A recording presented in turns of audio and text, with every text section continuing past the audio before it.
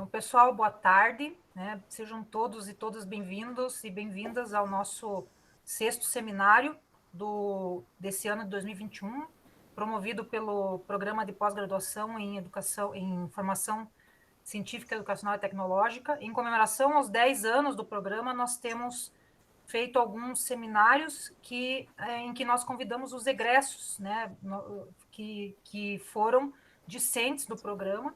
E hoje nós temos aí a honra e a alegria de ter o professor Fausto com a gente, né? Ele vai dar a palestra aí com o título que já está aparecendo aí para vocês, compartilhado, né? E então é uma alegria muito grande aqui ter o professor Fausto compartilhando essas informações com a gente. E então nós vamos ter assim 2 horas aí entre o início e o término, né? No máximo, né? Pode ser que termine antes, mas nós temos aí até as 16 horas para conversar sobre o assunto. Então, o professor Fausto vai fazer uma apresentação e depois eu gostaria que vocês pudessem interagir, né? Talvez já colocando os comentários, fazendo perguntas aí no comentário mesmo, ou depois também a gente vai abrir para perguntas, né? Vocês podem fazer a pergunta oralmente mesmo, tá? Bom, então o professor Fausto Hideki Matsunaga, acho que eu falei certo. Ele possui graduação em Física pela Universidade Federal do Paraná. Ele é mestre em Ciências pelo Programa de Pós-Graduação em Formação Científica, Educacional e Tecnológica da UTFPR, o nosso PPGF-7. Ele atuou como professor de Educação Básica na Rede Pública Paranaense por alguns anos, também na rede particular, né, dentre as instituições estão o Colégio Marista, o Terceiro Milênio e o Dom Bosco, e também atuou como professor na rede federal, né, quando a nossa universidade ainda era conhecida como o Cefet, né, o Cefet Paraná. Atualmente, o professor Fausto é docente vinculado ao Departamento Acadêmico de Física da UTFPR, em que ele trabalha no curso de licenciatura em Física, né, com a formação inicial de professores, e ele também dá assessoria na COTED, que é a Coordenação de Tecnologia da Educação da UTFPR. Então, professor Fausto, muito obrigado pela tua presença, e a gente pode começar aí com a tua fala. Muito obrigado aí, professora Silmar, aí, né, e a coordenação do F7 pelo convite aí a esse seminário, né? E quando convidado eu pensei, né, puxa vida, o que eu vou fazer, o que eu vou falar para os futuros mestres aí do programa e convidados do programa e tudo mais, né? E sobre a questão das TICs. Daí, conversando com a professora Silmar, a gente tive uma ideia, né? Pô, vamos fazer um relato histórico, porque, querendo ou não, eu tenho praticamente 35 anos de escola, né? Que eu sou professor, e 35 anos de vivência nessa questão das ferramentas tecnológicas, né? Das ferramentas, né? Que a gente vem trabalhando e cultivando isso daí por todo esse período. Então, falei, poxa, posso fazer um relato disso daí, culminando no final com a ideia do que eu trabalhei na minha pós-graduação, né? Como que eu cheguei no meu tema de pós-graduação, né? Porque não foi o meu ingresso no F7 não foi ali, não, eu quero um título de mestre, não. É porque aquilo ali, eu percebi que aquilo ali ia, né, o curso em si do programa de mestrado e esse trabalho que eu iria desenvolver, né, no programa de mestrado iria me ajudar a avançar nessas minhas ideias em relação às TICs, certo? Então, aí nessa primeira fotografia que vocês estão vendo, né, eu coloquei de propósito 2 coisas bem, né, bem distantes. Uma impressora um pouco mais moderna e a primeira impressora que eu comprei na minha vida, que foi uma Epson LX80. E eu posso afirmar para vocês que essa LX80, aquela impressora bege, foi basicamente a primeira impressora a ser comercializada aqui no Brasil de forma pessoal. Quer dizer, uma impressora que era vendida para pessoas comuns, né? A LX80. Né?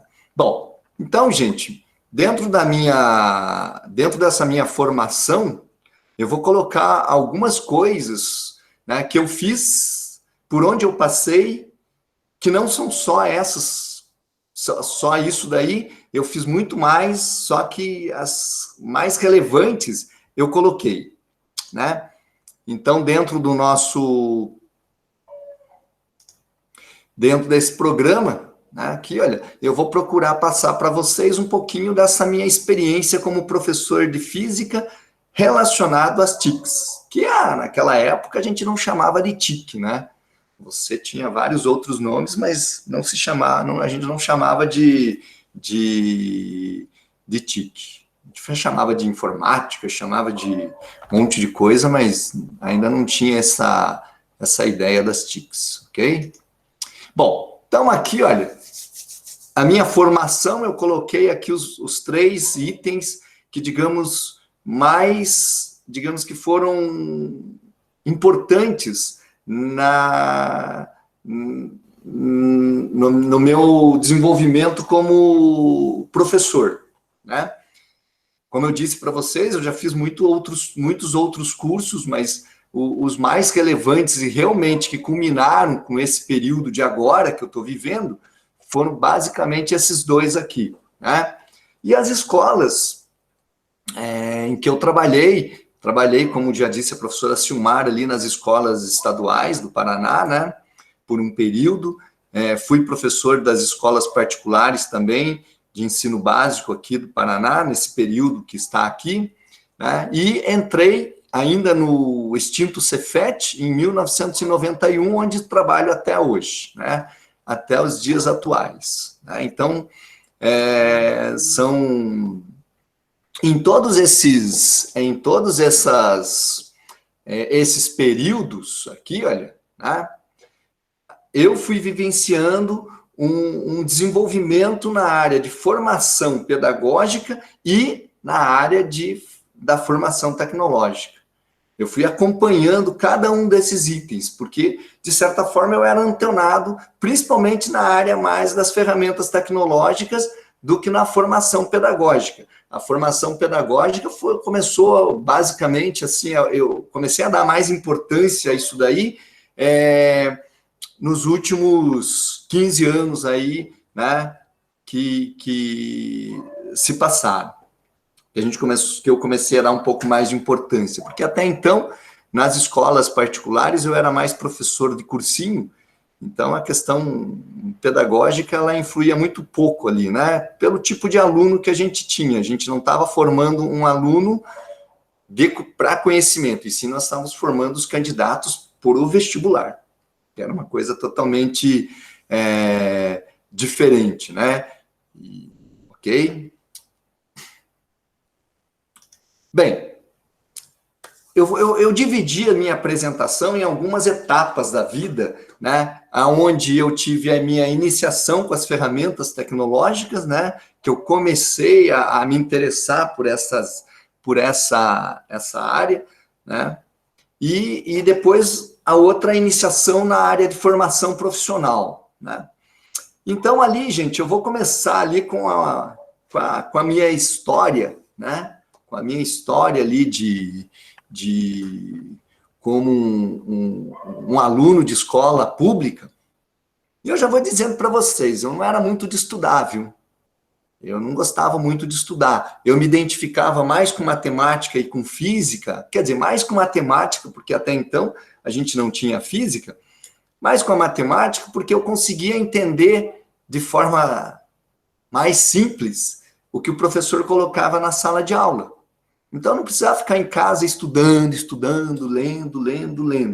Né? E as outras disciplinas que eu precisava ficar lendo, e o professor passava, que naquela época era muito questionário, sabe? Os professores passavam muito questionário, a gente decorava todas aquelas perguntas para poder fazer a prova. E eu não gostava muito de fazer isso. Então, eu digo, eu não era aquele estudante, assim, né, que gostava de ficar, né, lendo e lendo e lendo, né?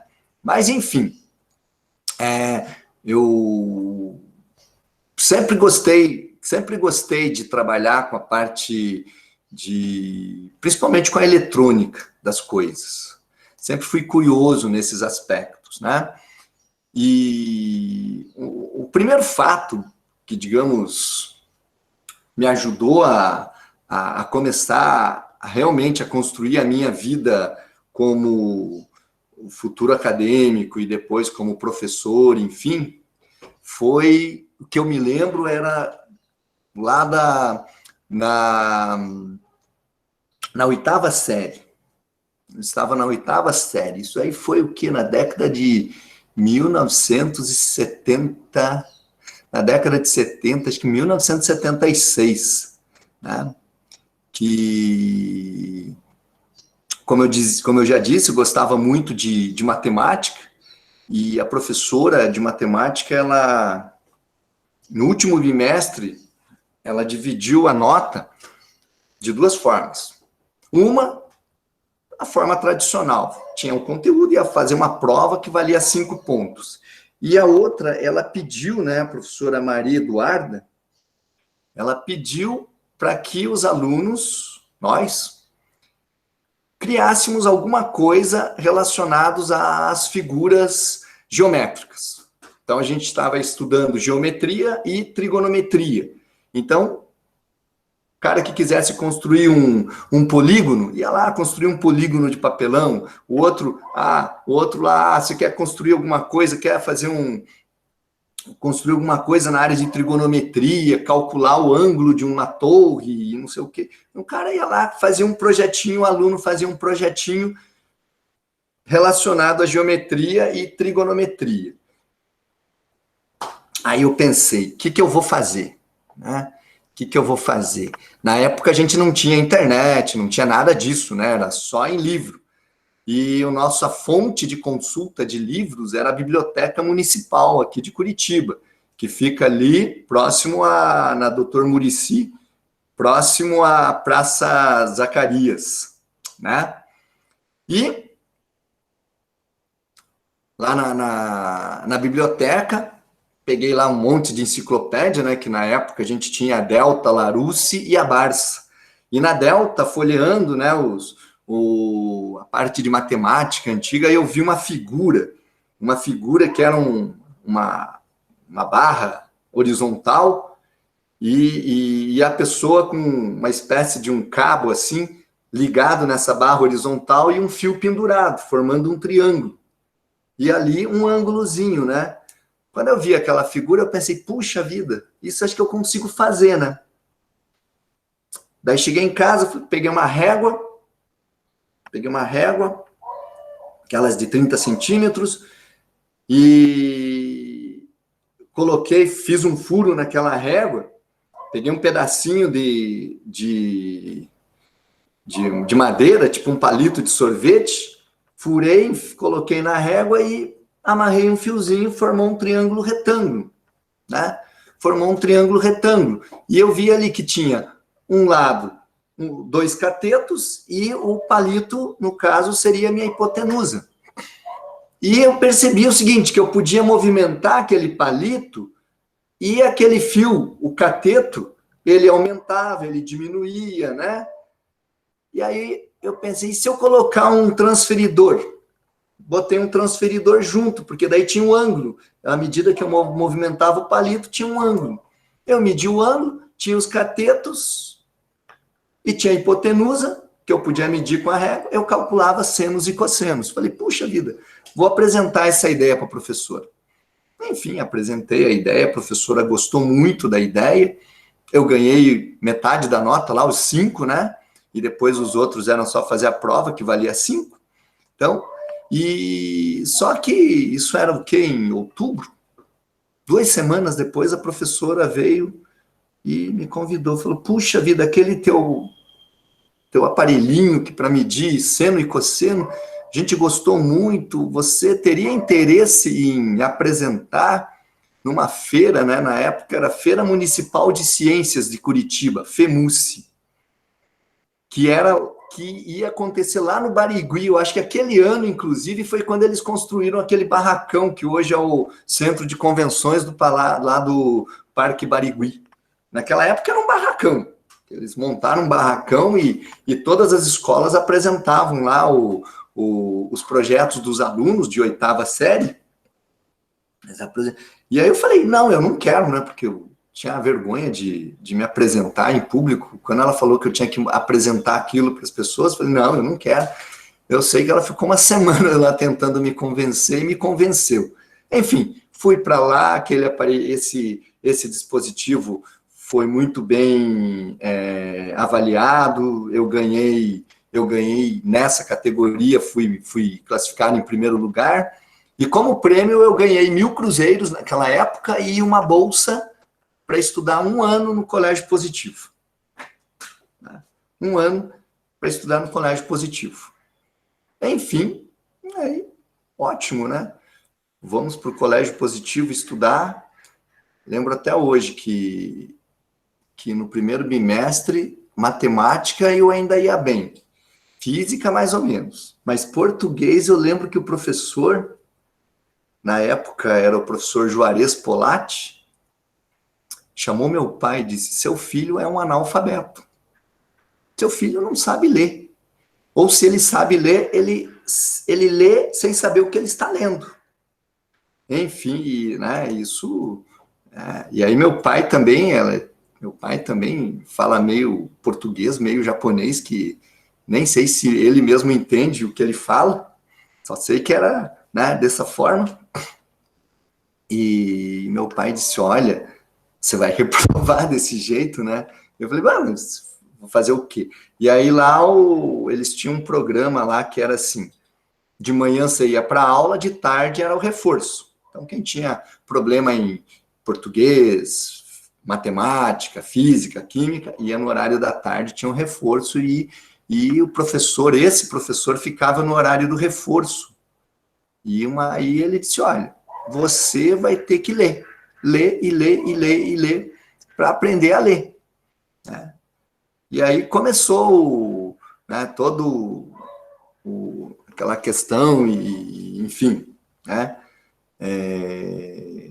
Lembro até hoje o primeiro livro que ele me deu para ler, que era o livro de Iracema, 79 páginas. Nossa Senhora, levei mais de 1 mês para ler aquele livrinho lá, mas toda semana tinha que chegar lá e contar uma parte do que tinha sido, que eu comecei a ler. Mas, enfim, com tudo isso, também, né? E aí eu tinha ganhado um dinheirinho lá naquele concurso. Eu comprava muitas coisas assim, né? Eu comprava ali as revistas, e algumas dessas revistas eram essas revistas da época, que eram revistas de eletrônica. E na minha época era essa daqui, a Saber Eletrônica, Nova Eletrônica, que daí ela vinha com projetinhos de eletrônica e em seguida vinha ali um pacotinho, um cupomzinho para você preencher e mandar pelo correio, que eram os kits para você montar, né? Aí eu tinha esse dinheirinho lá, pegava, falava para o meu pai, pai, vai lá no correio e pede esse kit aqui. Vinham os kits lá para montar fonte de alimentação, né, para substituir pilhas, vinha um kitzinho para montar um aparelhinho para fazer o zumbido de um pernilongo, enfim, vinham vários dessas. E ali eu comecei a me encantar um pouco mais por essa área da eletrônica, né, e talvez até na leitura das revistas técnicas eu também comecei a aprimorar até a minha questão da leitura, né? Só que era uma leitura técnica, né? Mas enfim, né?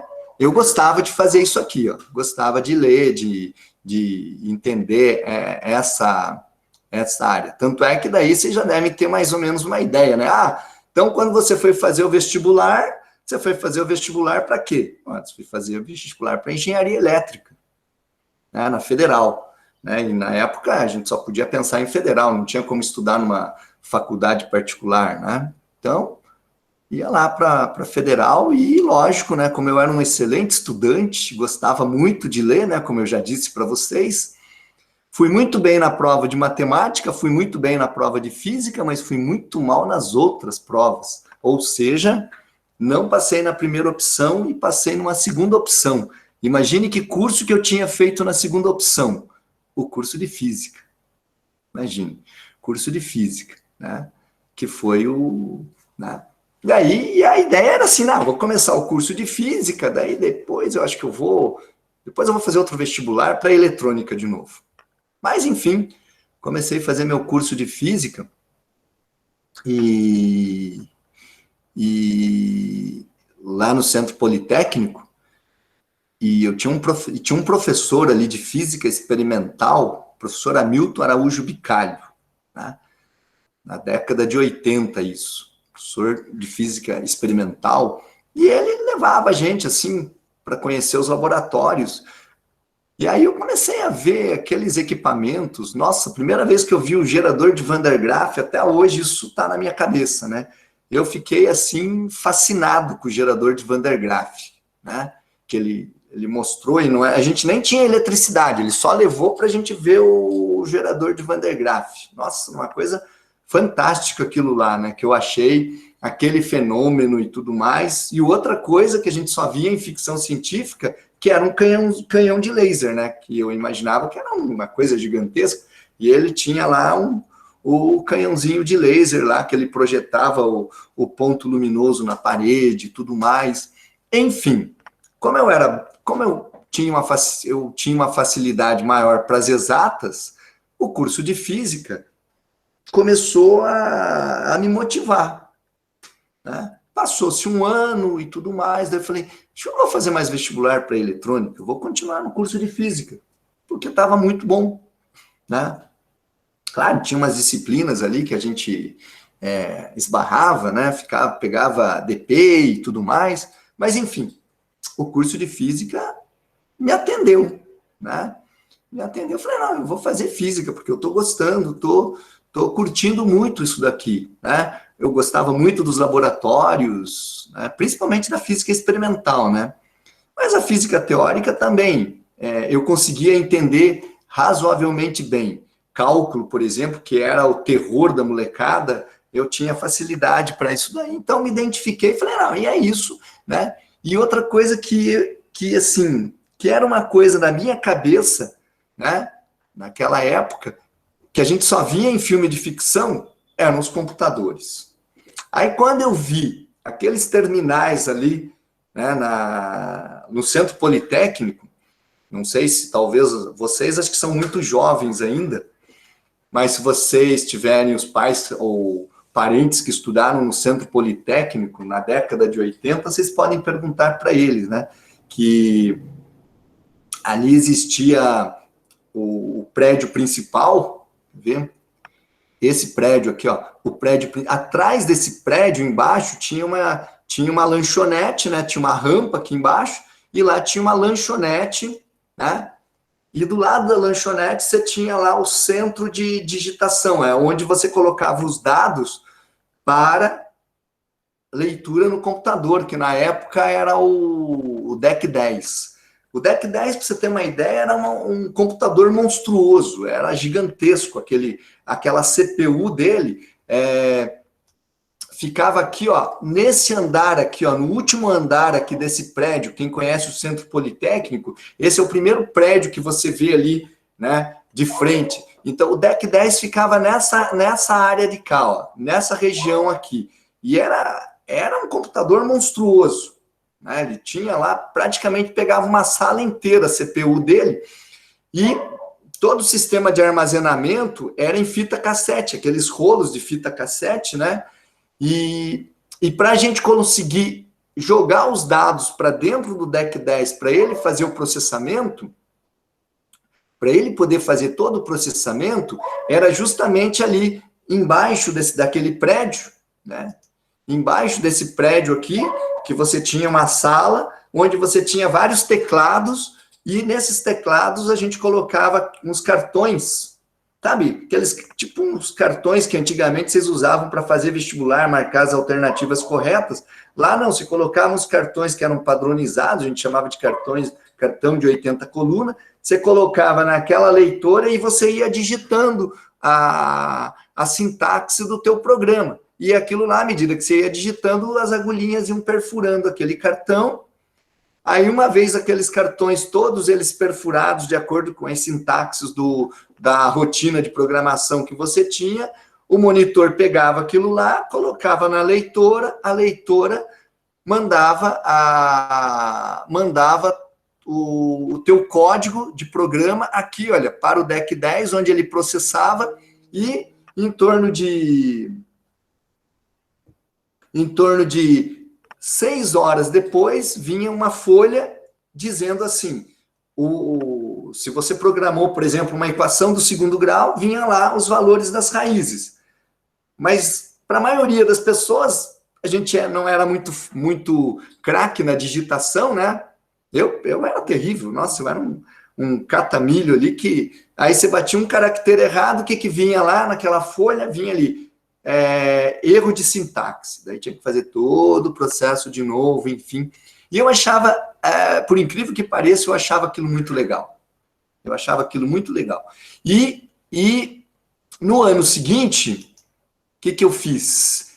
Eu me candidatei para ser monitor daqueles terminais. Agora, por que eu me candidatei para ser monitor daqueles terminais? Porque o monitor daquilo ali, além de botar os cartões para fazer a leitura e enviar os dados lá para o DEC 10, ele tinha acesso a um terminal com vídeo, que nem um laptop, que você ia digitando, em vez de você ir perfurando o cartão, não, já ia apresentando todas as linhas de programação ali no próprio vídeo, e você podia corrigir lá no próprio vídeo, e daí você enviava para o...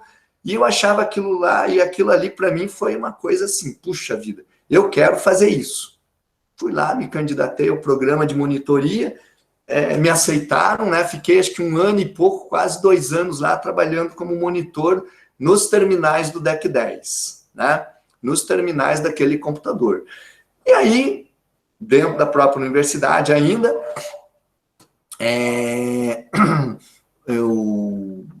ali do curso de física, tinha ali uma disciplina que chamava eletrônica básica, né? Então, tinha eletrônica básica 1 e eletrônica básica 2, que era dado pelo professor Vanderlei Veiga, né? E eles, na época, em 1984, eles estavam trabalhando o quê?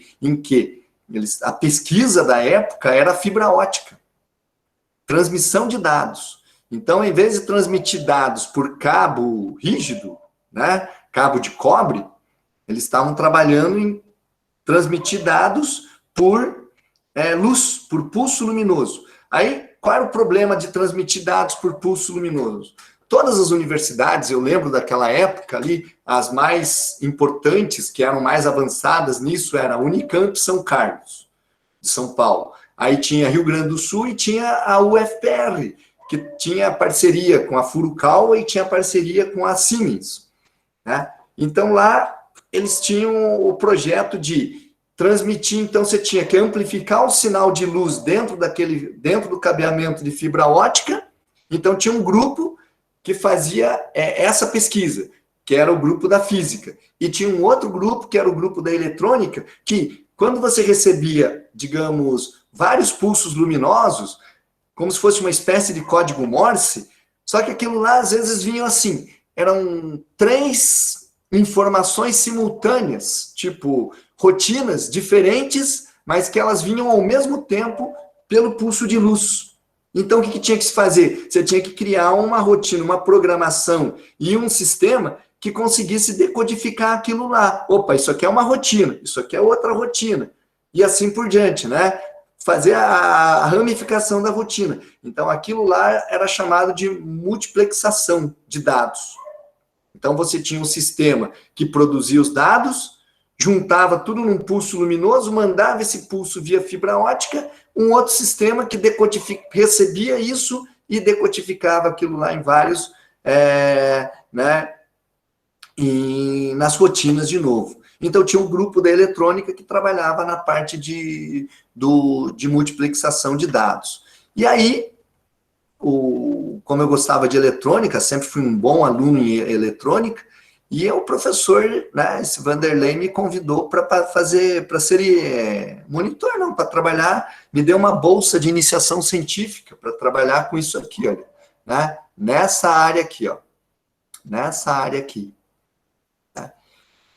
E aqui foi onde eu tive contato de verdade com o primeiro computador, né, acho que o primeiro computador mesmo, que foi colocado no Brasil. A gente tinha os outros pequenininhos que eram mais para brincar do que para produzir, mas para produzir realmente, para gerar dados, para processar dados e sem ter que mandar para o DEC 10, né? A Siemens, ela enviou para esse laboratório aqui de pesquisa nessa área, ela enviou esses computadores aqui, olha, né? Que eram chamados CP500 da Prológica.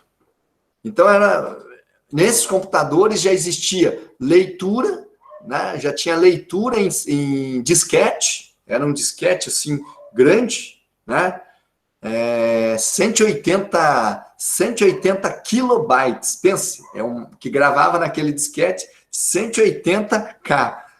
Ou se você fez, hein, Simone, você fez curso num computador desses, olha, você deve estar par a par comigo, viu? Você deve estar par a par comigo. Então, isso aqui era um computador da época,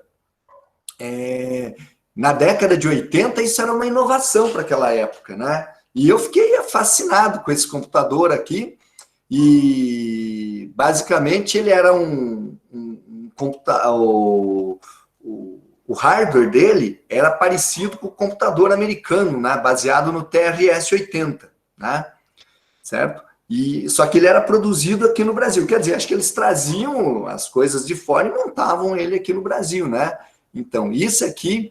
E foi onde eu comecei a programar em BASIC, né? Se a Simone disse que já mexeu num computador desse, sabe que ele programava em BASIC, né? A gente programava numa linguagem... o BASIC daquela época era o quê? Era uma coisa mais ou menos parecido com o Python de hoje. Não é uma coisa nem tão sofisticada, mas ela quebrava o galho. A gente conseguia fazer várias rotinas com o BASIC nesse computador. E a vantagem desse computador é que ele tinha uma saída serial, ele tinha uma entrada ou saída que era de dados serial, em que era ligado nesse sistema de multiplexação para a gente ver. Você mandava o sinal luminoso pela fibra ótica e a rotina de programação que a gente desenvolvia dizia assim, se ele recebeu, em que frequência ele recebeu aquilo lá, para ver se estava dentro das rotinas corretas, né? E quanto tempo demorou para ele receber, entre o ponto de envio e o ponto de chegada, quanto tempo... quantos microsegundos levava para aquele pulso chegar lá, né? Então, basicamente era essa a ideia. Mas, assim, você já tinha aquela ideia do que era fazer uma programação, do que era trabalhar dentro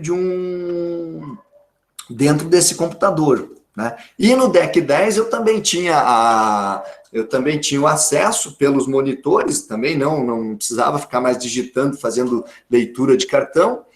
E só que o DEC 10, a programação, a linha de programação do DEC 10 era basicamente na linguagem do Fortran, né?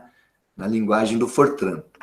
Então, esses foram os meus contatos ali, olha, né? Com essa tecnologia inicial, né? Quer dizer, tecnologia inicial não, porque para aquela época era muita ferramenta que a gente tinha, né? Muita ferramenta que a gente tinha. Mas nem me passava nessa época assim, puxa vida, eu vou ser professor, eu vou dar aula. Não me passava, né? A minha cabeça era assim, não, eu vou trabalhar com pesquisa, né?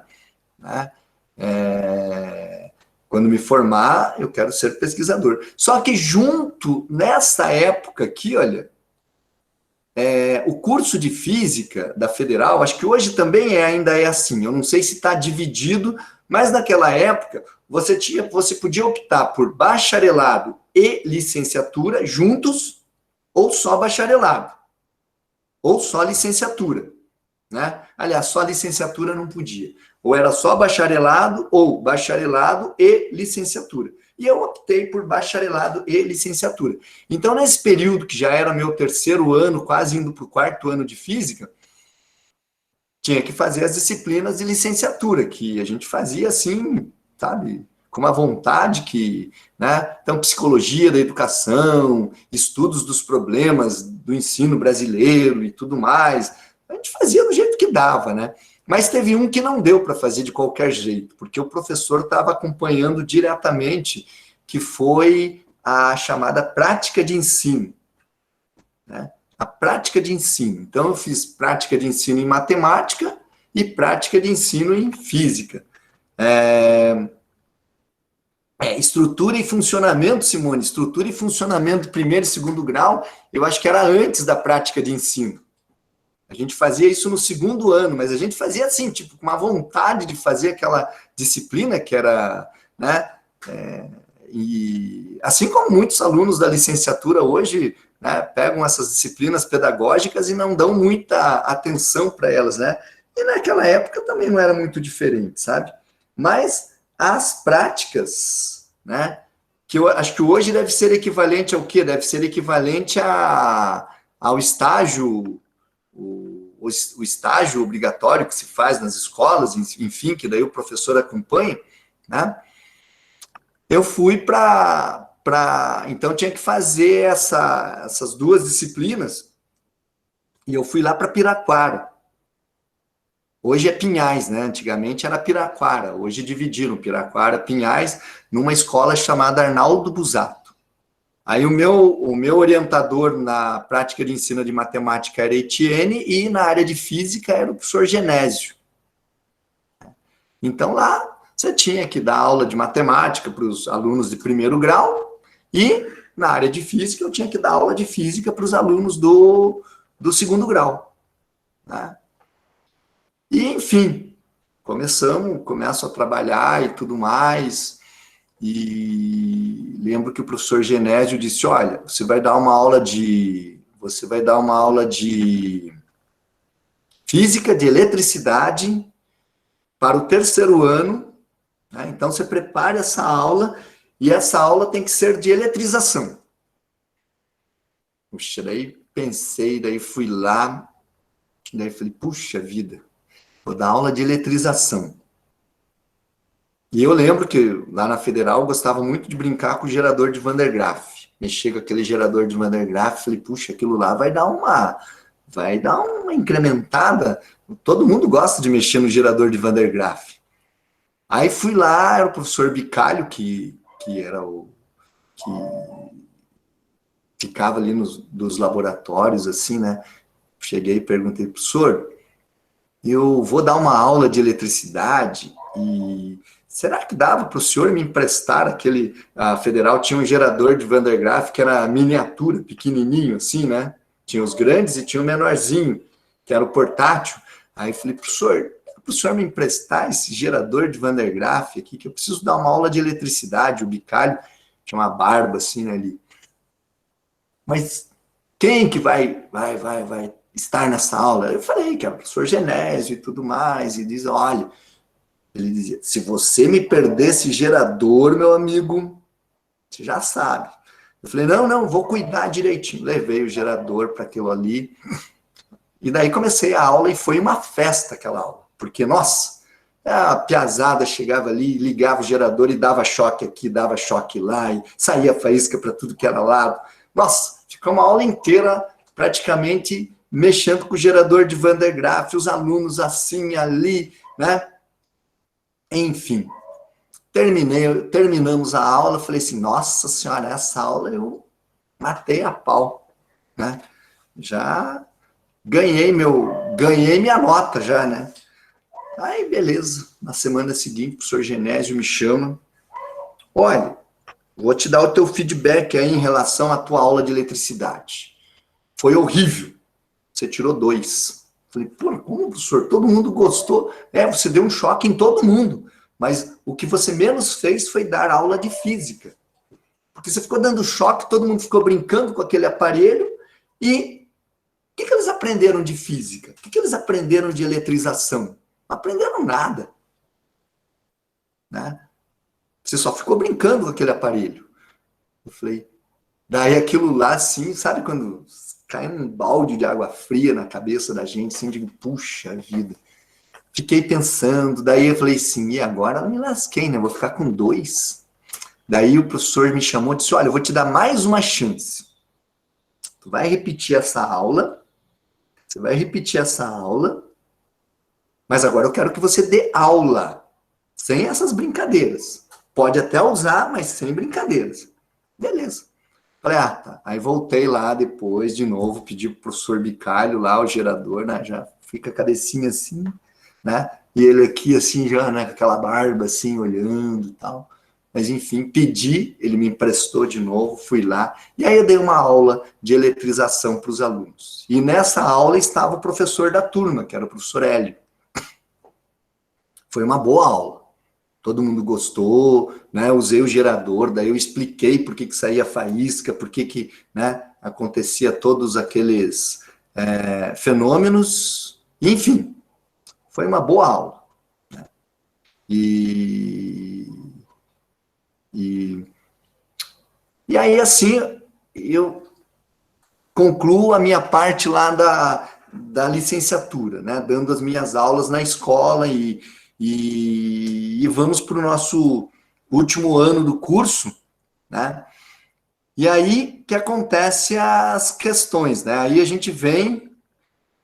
Fábio, você conhece o Arnaldo Busato lá? Então, eu trabalhei lá desde 1986, né? Então,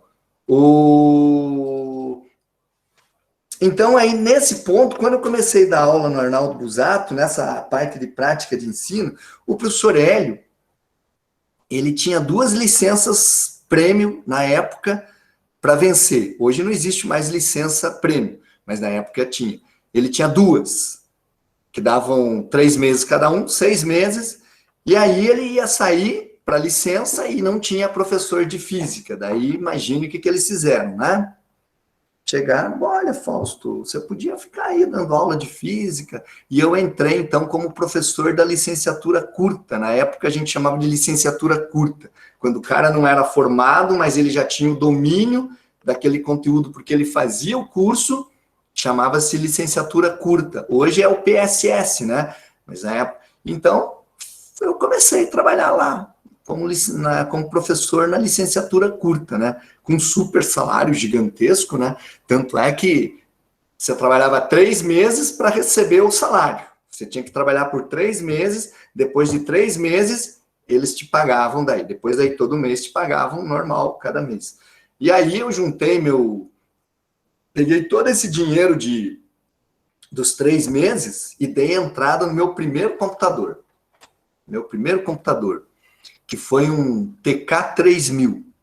Então, você imagine a bolada que a gente ganhava no estado, né? Era 3 meses, comprei um TK-3000, que era esse computador aqui, ó. Esse computadorzinho aqui. Mas era chique, ó, já era um Apple.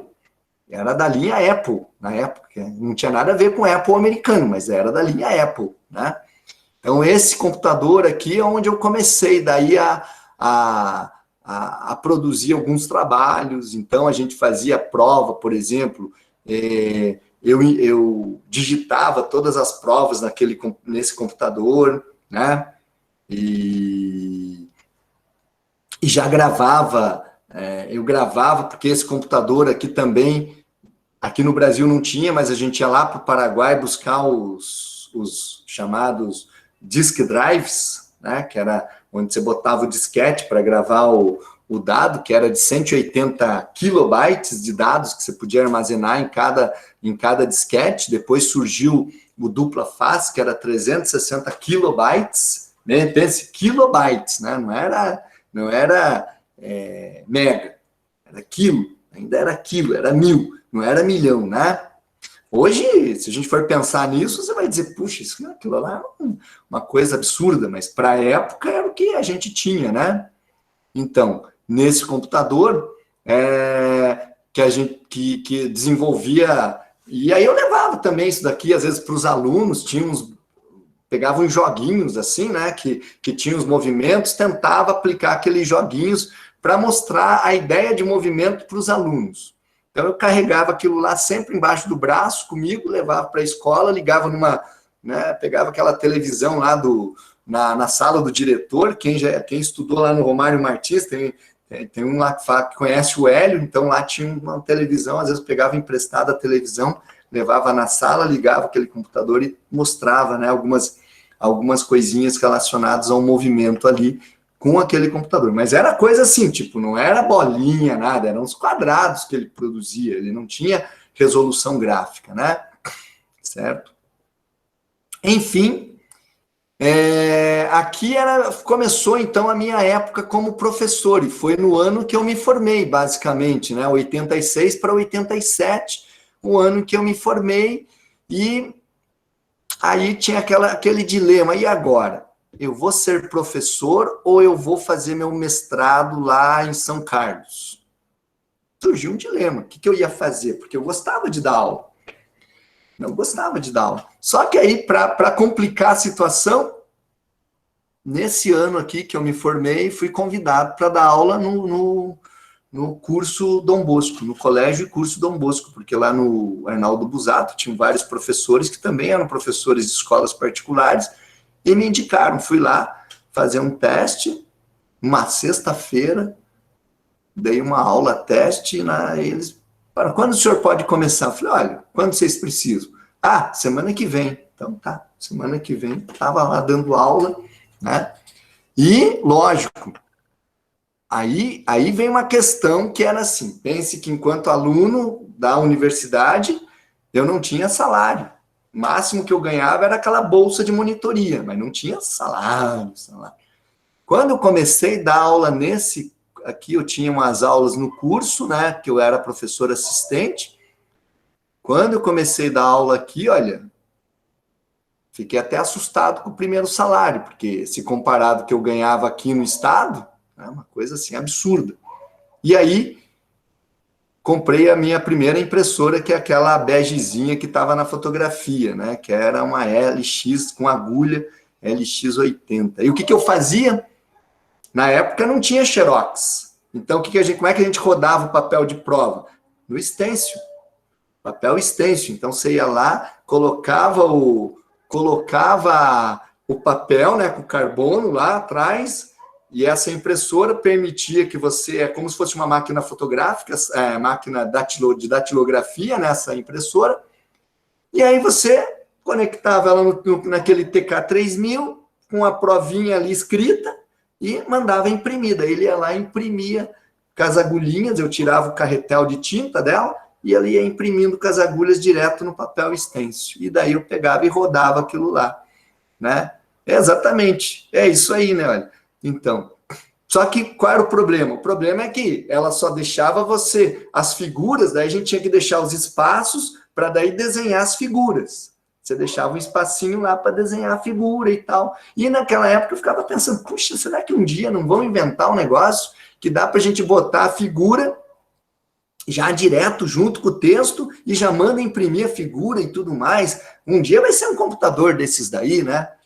Então, você imagina, sabe, quando você tinha vontade de que saísse isso daí para que você pudesse facilitar o teu trabalho, né?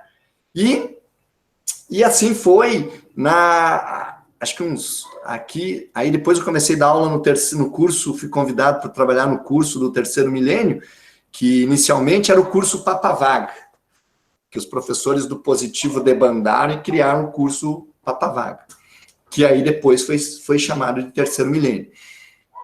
E nesse colégio do Terceiro Milênio, esses professores, eles tinham o seguinte, eles disseram assim, olha, nós temos que ter um diferencial em relação às outras escolas de Curitiba. Qual é o diferencial? Nós temos que botar um laboratório de informática. Né? Então, em 93, eles montam uma sala com computadores. Era uma média, acho que de quê? Acho que tinha uns 15 computadores, né? Eles montam uma sala com os computadores, e daí eles chamaram várias empresas que trabalhavam com softwares educacionais. Então, você vê que esse negócio de software educacional não é de agora que se fala isso. De 93 para cá já são praticamente o quê? 93 para 2000 são quase 30, mais de 30 anos, quase 30 anos isso daí. Então não é uma coisa, falar em TIC, não é uma coisa, não, surgiu ano passado. Nossa, aí tem quase 30 anos já que se fala nisso.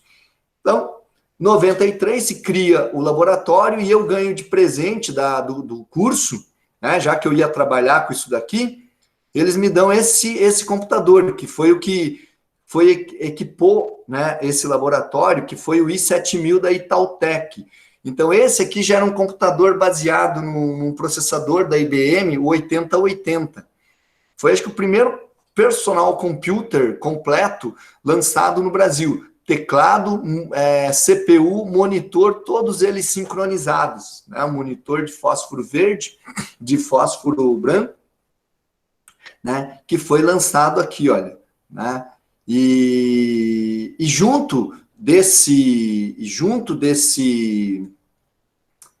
computador, para biologia, para física, eles adquiriram alguns softwares, né? E no caso da física, veio uma empresa de São Paulo para demonstrar um software que era o chamado Interactive Physics. E hoje eu mostro ainda o Interactive Physics para os meus alunos, porque como simulador ele funciona muito bem, mas não é uma coisa que saiu de agora. Isso daí já tem, olha, mais de quase 30 anos isso aqui, ó, né? O Interactive Physics, ó, basicamente isso aqui, ó, né? Isso aqui é a plataforma. Para que serve esse simulador? Veja, isso daí praticamente há 28 anos atrás. Ó. Ele criava uma janela desse tipo, você desenhava lá, botava um determinado corpo, né? Criava uma base lá, ó, onde o corpo vai cair, ancora ali, por exemplo. Aqui eu estou fazendo meio rapidinho, né? Porque já estou acostumado, e mandava simular. Ó. Então, esse software, esse software, o que ele fazia? Né? Ele simula movimentos de corpos. Ó, simula os movimentos de corpos. E ele permitia botar gráfico. Você vê, isso há muito tempo atrás, lá, você podia pôr o gráfico do eixo Y, gráfico do eixo X, enfim, né? Tinha e ele ia construindo o teu gráficozinho lá, tudo, e você podia mostrar. Então, qual era a ideia? A ideia de utilizar esse software aqui, com aqueles computadores, e levar os alunos para trabalhar naquilo. Então, você vê, até essa questão da própria metodologia ativa, em que o aluno ia botar a mão na massa, não é uma coisa de agora. Isso aí faz muito tempo, né? Só que, qual era o problema? O problema é que esse software só instalava nesses tipos de computadores, com esse sistema operacional, não tinha como instalar esse software, por exemplo, num TK3000, né? Ele só instalava nesse tipo de computador aqui, nos processadores da Intel, e a maior parte dos alunos não tinha um computador em casa. Então, como é que a gente iria fazer com que o aluno fosse participante? Tinha que levar sempre eles para aquela sala. Só que lá só tinha 15 computadores. E cada sala do colégio do terceiro milênio era uma sala para 45 alunos. Tinha sala que tinha 50 alunos. E aí, como é que você ia botar tanta gente aqui, ó, nesse negócio? Então, você repartia 3 alunos por computador. Ficava entupida aquela sala ali e a gente ia lá pensando, né, naquela ideia, o aluno vai curtir, ele vai fazer. Que nada. Os alunos iam para aquela sala lá, olha, e ficavam lá fuçando o computador e tal, e menos fazer o que a gente queria que eles fizessem aqui, ó, porque a gente achava que eles iam adorar esse software aqui. Esse acho que foi o primeiro erro que eu e os colegas nossos lá que montamos esse laboratório cometemos. Porque a gente pensou o seguinte, que uma ferramenta iria fazer um milagre de fazer com que o aluno se motivasse e que ele quisesse aprender. Esse foi o primeiro erro, né? Certo? A gente tinha o conteúdo para ensinar, a gente tinha um pouco de conhecimento tecnológico, mas a gente estava ingênuo na questão da motivação daquele aluno, né? E aquele aluno, você levava, era só dor de cabeça lá no laboratório. E o que a gente acabou fazendo no ano seguinte? Olha, a gente pegou esse software, daí levava, tinha uma telinha que você projetava na sala, e você pegava e dava uma aula com esse software aqui, ó. Dava uma aula com esse software aqui. Quer dizer, uma coisa que era para os alunos manusearem, fazerem e tal, passou a ser o quê? Propriedade do professor. A gente chegava na sala e utilizava. Era melhor do que você ficar dizendo, olha, imagine a bolinha caindo. Não, você ia lá, colocava a bolinha, eles viam. Eles tinham essa visualização. Mas aquela ideia deles botarem a mão na massa não funcionou, né? Não funcionou, certo? E isso, na época, me frustrou um pouco, sabe? Me frustrou bastante, porque eu achava que aquilo ali ia fazer toda a diferença e não fez. E não fez, né? Bom, daí também, aos poucos, a gente vai enjoando do que faz, né? Então, eu dava aula, dava aula no colégio e dava aula no cursinho. Cursinho estava me enchendo a paciência, porque o cursinho, para mim, eu dizia assim, eu já estava chegando naquela fase de que, não, eu estou formando um monte de candidato para vestibular, não estou ensinando ninguém, né? Você dava macetinho e tal, o cara ir lá e passar no vestibular, mas você não estava lá criando um cara, um aluno, para ele poder resolver uma situação, problema e tal. Isso também começou a me incomodar na época. Daí chegou uma fase, eu falei, sabe uma coisa? Não, eu quero fazer outra coisa. Eu quero começar a realmente a ensinar o aluno a ele pensar, ele, sei lá, mudou, sei lá, fiz uma mudança de vida na época. Eu falei, eu não quero mais ser professor de cursinho. E aí eu fui, quando eu fui convidado, porque naquela época a gente era convidado. Você criava o teu network, né, a tua rede de amigos lá, de professores de física, que, assim, todos eles davam aula em um monte de escolas particulares, e aí um conhecia o outro, e quando faltava, um convidava o outro, e aí fui convidado para essa daqui, olha, né? Eu, na minha vida, sempre tive um propósito. Depois que eu decidi ser professor, eu tive um propósito, que eu queria o seguinte, dar aula nas melhores escolas de Curitiba. Então, quais eram as melhores escolas de Curitiba, na minha concepção da época? Era o Cefet, que era o meu sonho de consumo, era o Marista, porque eu morava aqui perto e todo dia eu passava naquele colégio lá que era gigantesco, eu dizia, pô, se todo mundo que eu conversava ali, que eu dava aula aqui nos cursos e tudo mais, todos falavam que essa escola aqui, ela era show de bola e tudo mais. E então, na minha cabeça, eu falei, um dia eu quero dar aula lá. E um dia eu fui convidado e falei, não, vou dar aula lá.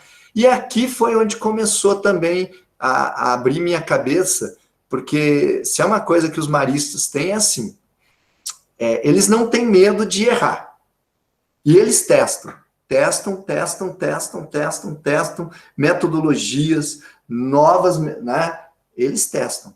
Se você pega a PUC está constantemente, não, isso aqui não está funcionando, vamos para outro. Os colégios, a mesma coisa. Então, nós passamos ali, ó, eu passei por diversos modelos, né, de ensino, várias propostas pedagógicas, que é desde o Piaget até a avaliação significativa, enfim, a gente passou por diversas daquilo lá, e a gente começava, ia, não, isso aqui não tá funcionando direito, então vamos voltar, vamos dar um passo atrás, agora vamos com essa, ia. Agora, a vantagem de cada vez que a gente avançava com uma proposta pedagógica, e mesmo assim, lá no final a gente dizia, não deu muito certo, vamos voltar. Uma boa parte daquilo ficava dentro da gente. Ele dizia, não deu, mas aquilo lá mudou muito a cabeça, né? Certo? Então, tudo isso foi, assim, não é porque o negócio não funcionou, porque na educação, quem é professor, provavelmente vocês do F7, que são professores também, vocês sabem, o importante da proposta nem sempre é funcionar, porque na educação não existe uma coisa assim, não, eu vou apertar esse parafuso e ele vai fazer isso. Não, você pode apertar um parafuso e fazer um monte de coisa ali. Você não sabe o que vai acontecer, né? A gente planeja, né? Mas você não sabe qual é o resultado final. Mas cada vez que você chega num determinado ponto que você diz, pô, não ficou legal, volta um passo atrás. Mas aquela caminhada faz com que você realmente aprenda, domine aquela dificuldade, né? Aquilo faz com que você domine aquela dificuldade, aquele conceito pedagógico que antes era meramente teórico, ali não, você passa a tentar a fazer aquilo na prática.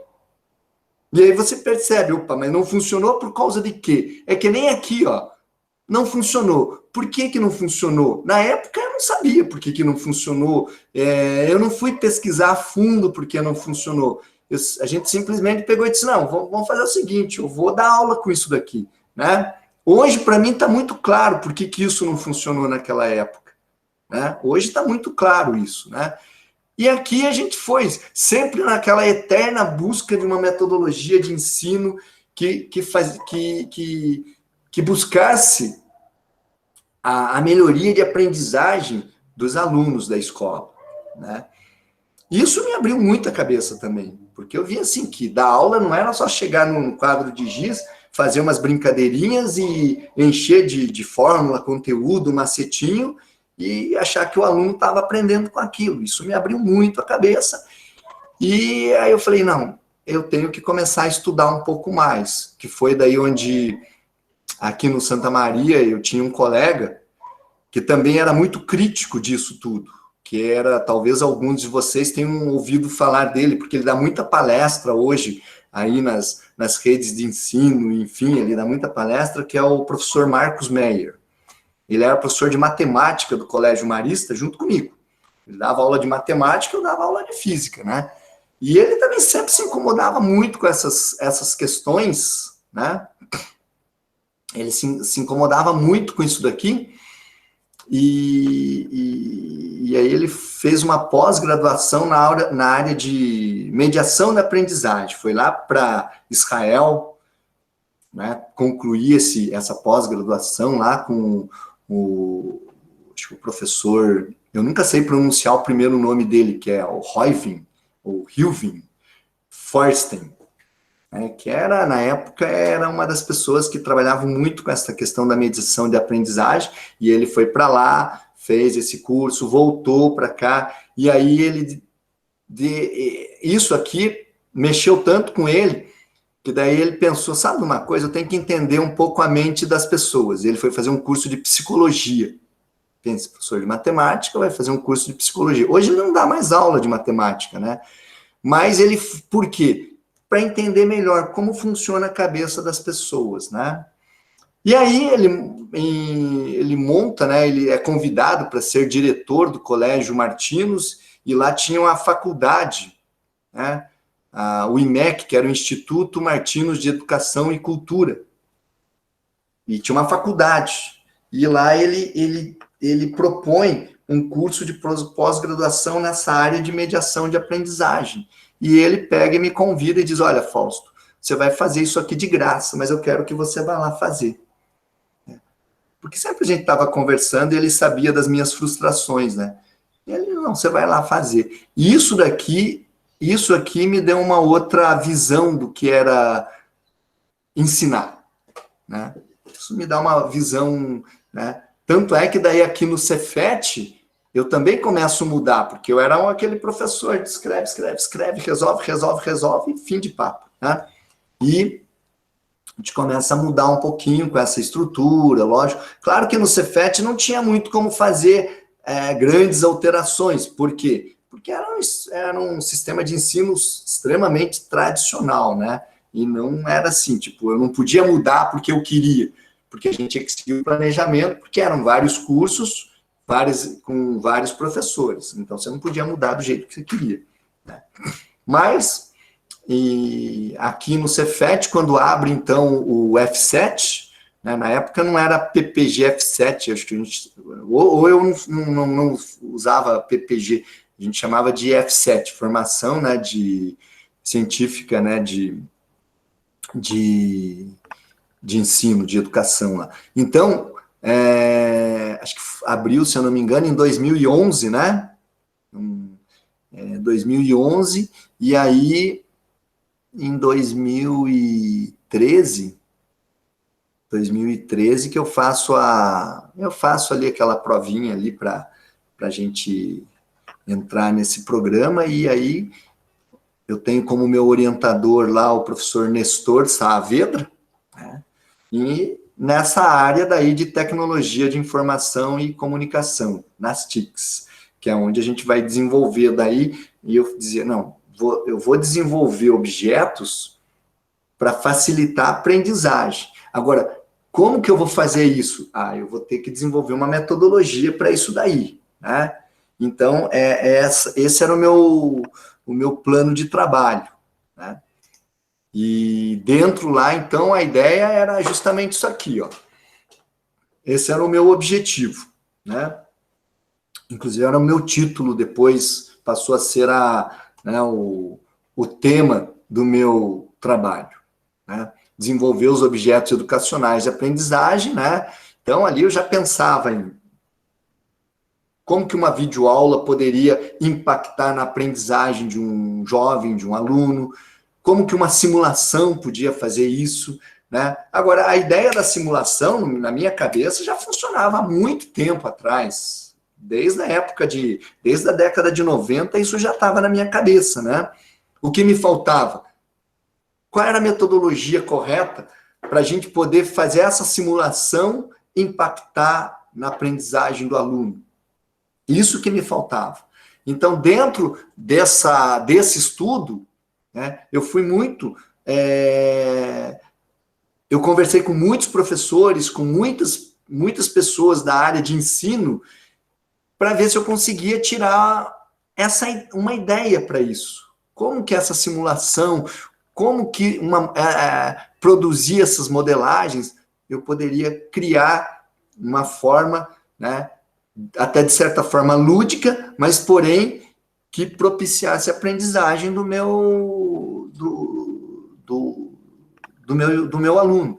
Ou seja, tirar o meu aluno daquela fase de aluno passivo e transformar ele num cara que se motivasse, não, eu quero fazer isso, quero fazer aquilo e não sei o quê, né? Ou seja, se tornando um estudante, né? Essa que era a ideia do meu projeto do F7, né? Então, a gente começou a desenvolver, e eu utilizei aqui, dentro do F7, claro, não ia poder usar todas as ferramentas que a gente tinha, nós tínhamos várias ferramentas para poder usar, e eu escolhi uma que estava sendo pesquisada pelo professor Arandi e pelo professor Lenz, que é o Tracker. O Tracker é um software de videoanálise, então ele pega lá qualquer objeto que está em movimento e ele consegue medir a posição e o instante de tempo naquela posição. É um software de videoanálise, é o que eles usam hoje, por exemplo, nessas câmeras que eles ficam posicionadas nas estradas, filmando os carros. Então, ali está associado junto a essa câmera, está associado um software de videoanálise, né? E o Tracker fazia isso, né? Ou melhor, ele faz isso, né? Tanto é que agora a gente tem... O chefe do departamento diz, não, nós temos que abrir as turmas de física experimental de forma remota. Não pode ir para o laboratório, mas tem que criar ela de forma remota. Pô, como é que eu vou criar uma turma de física experimental de forma remota?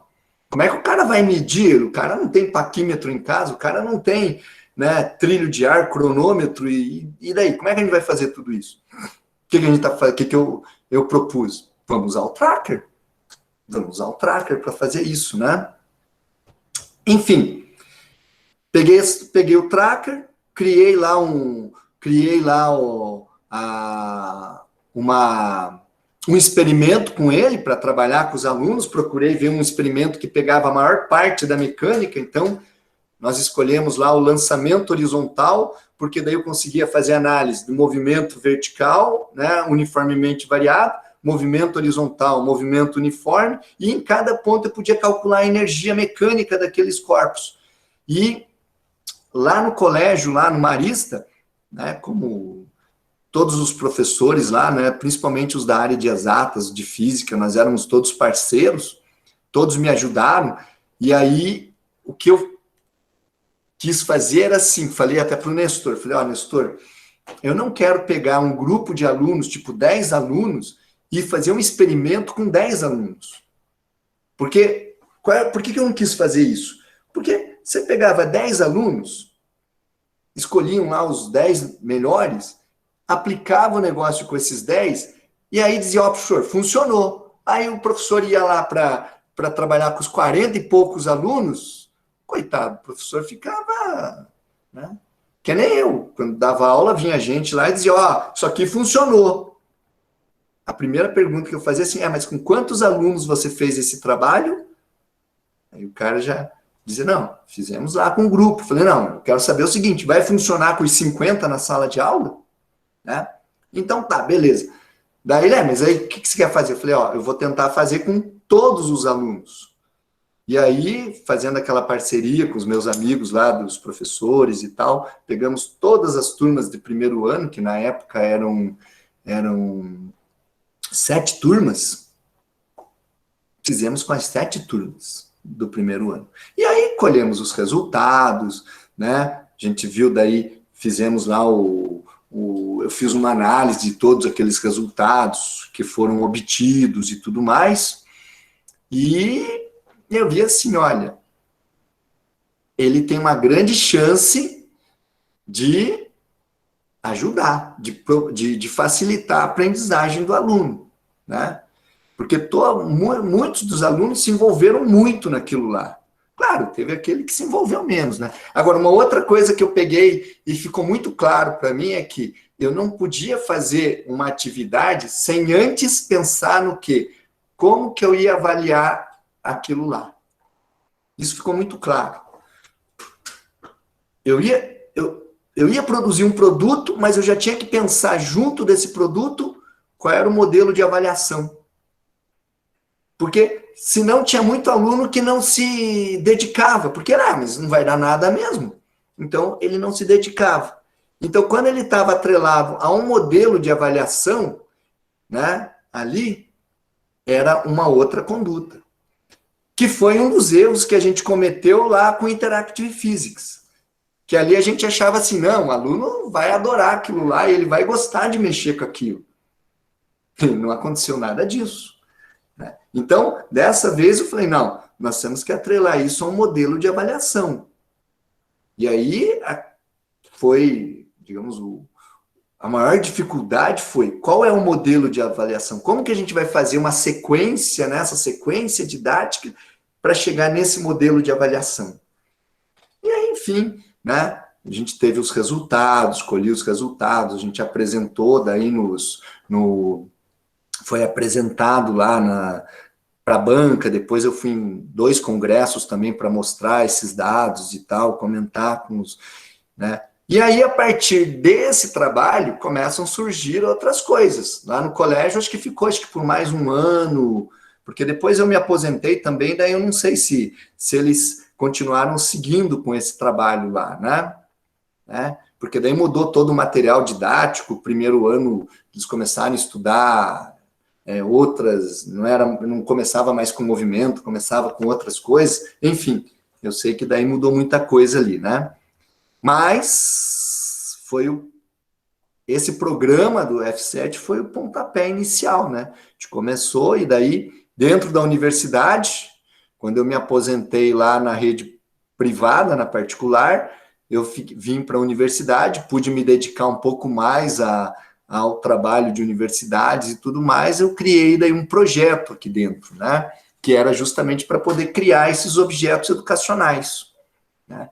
Como que eu ia criar esses objetos, como que eu ia utilizar esses recursos, e lógico, daí me faltava como fazer esses objetos, porque daí você precisa de computador, você precisa de câmera, você precisa de muitas coisas para produzir esses objetos, né? E aí que eu Então, criei uma fase do projeto, né? Várias fases para desenvolver esse projeto, produzir as aulas. Aí, tudo isso daí dentro de uma plataforma de ensino, que no caso nosso, da UTFPR, eu tinha apenas o que é gratuito para nós, que era o Moodle, né? Lá nos Maristas a gente usava Blackboard, mas aqui fora eu não tenho Blackboard, então vou usar o que eu tenho, que era o Moodle, né? Então, dividimos as fases, que estava ali, que era para a gente ter concluído já em 2020, mas devido à pandemia, daí a gente teve que dar uma, né, modificar um pouco e tudo mais, por causa da produção desses objetos educacionais. Teve época que a gente nem sequer podia ir para a universidade, então, né, e eu não queria trazer todo o equipamento aqui para minha casa, porque, né, não queria ficar com tanta responsabilidade, né, porque as câmeras também lá são, né, você perder uma câmera ou quebrar uma câmera, então dizer, não, deixa na universidade, né. Mas muita coisa fui desenvolvendo aqui, né, enfim,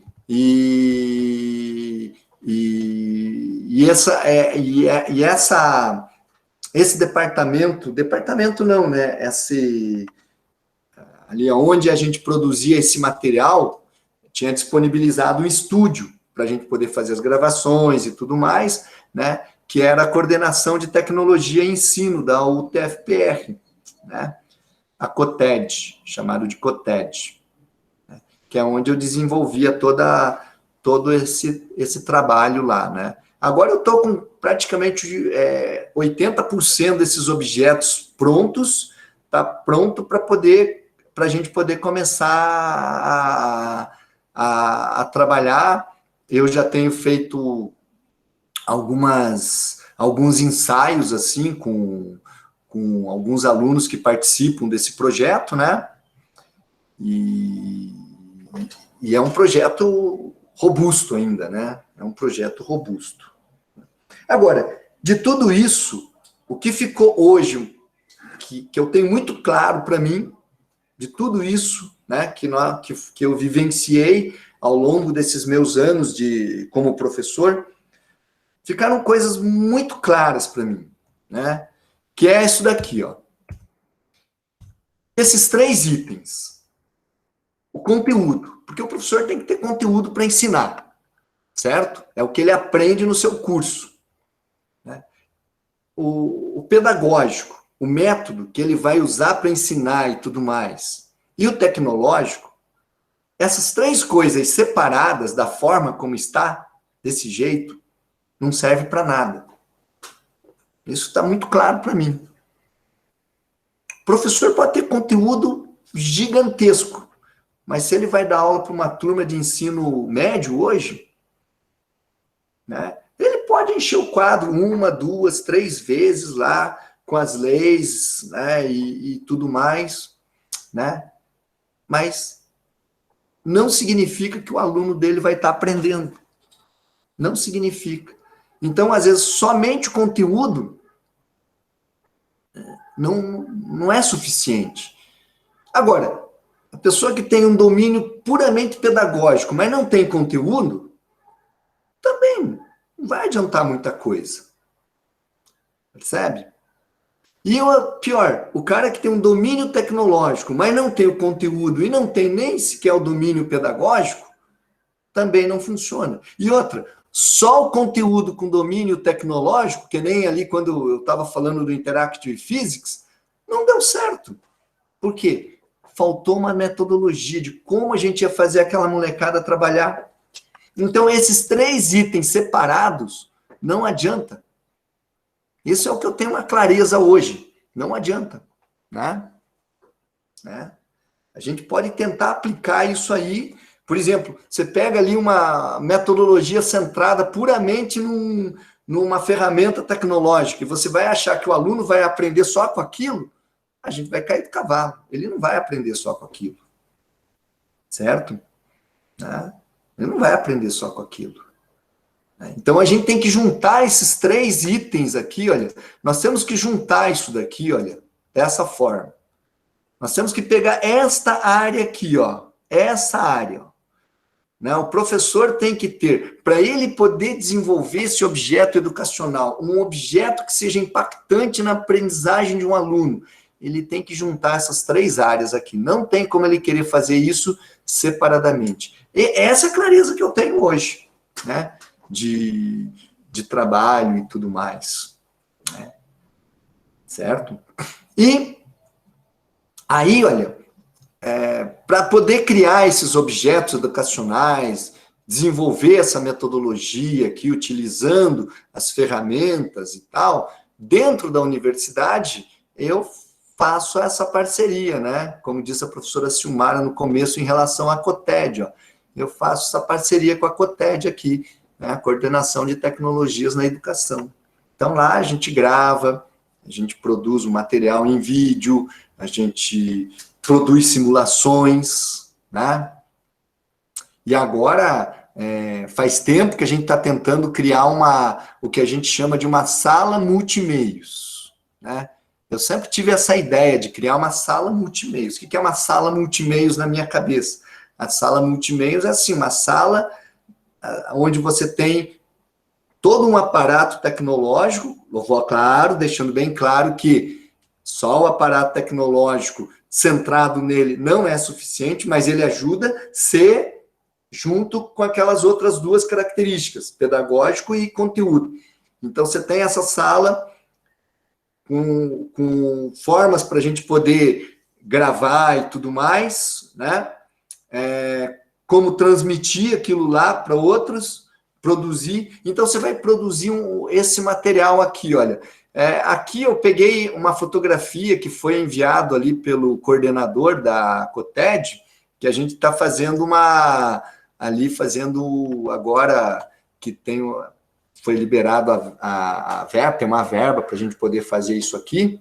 Então, aqui é uma ideia da sala, onde a gente vai ter essas carteiras aqui, olha, que podem ser agrupadas de várias formas. Então, posso pôr assim, posso pôr em círculo, posso pôr em linha tradicional, normal. Aqui eu tenho lousas digitais, né, aquelas com os sensores para poder escrever, o projetor capta e desenha, por exemplo, lá do outro lado, né? Então, as lousas digitais e os displays digitais também colocados aqui, quando a gente quer uma simulação, fazer uma simulação. Então, por exemplo, em termos demonstrativos, se eu quero dar uma aula demonstrativa, eu posso gravar simultaneamente essa aula, eu posso usar aquele, por exemplo, Interactive Physics, aqui simultaneamente. Em vez de eu utilizar ali, ter que ficar desenhando no meu quadro, né?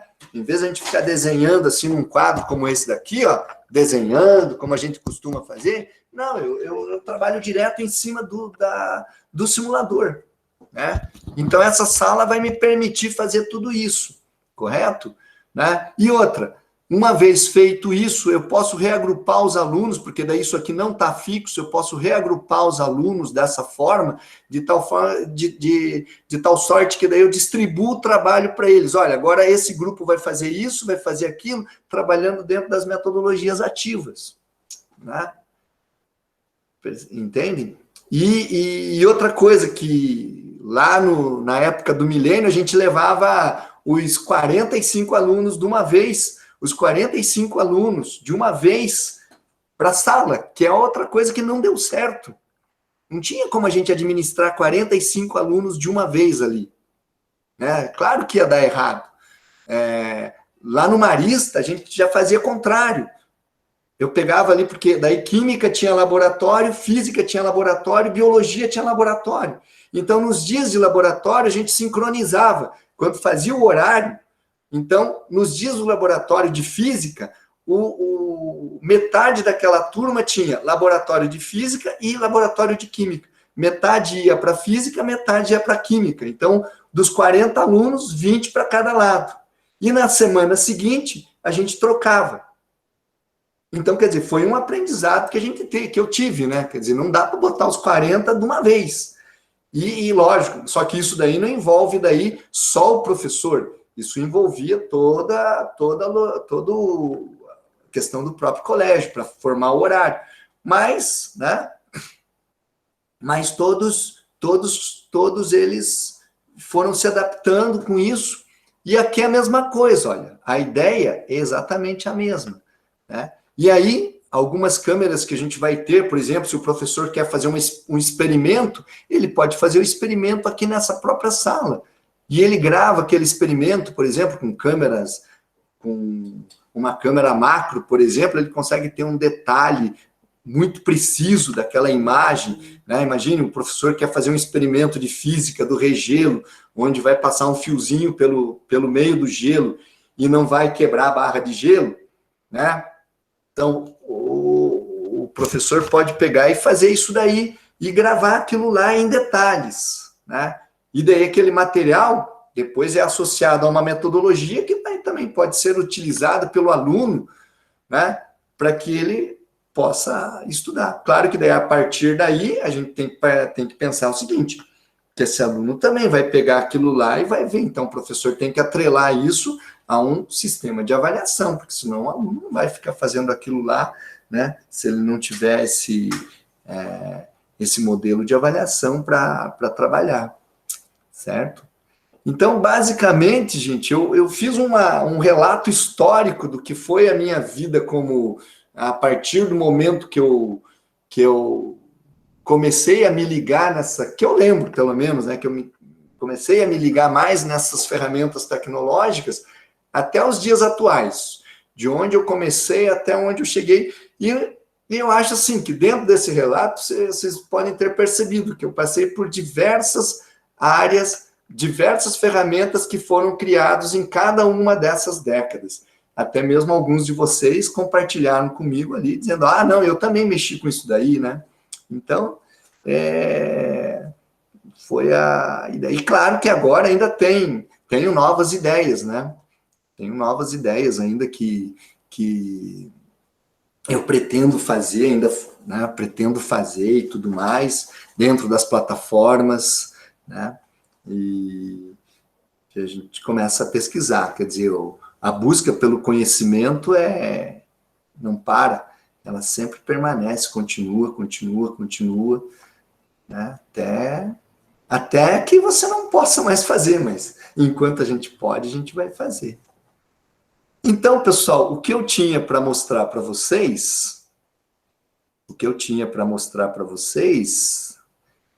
ou falar para vocês, né, era isso daí, né?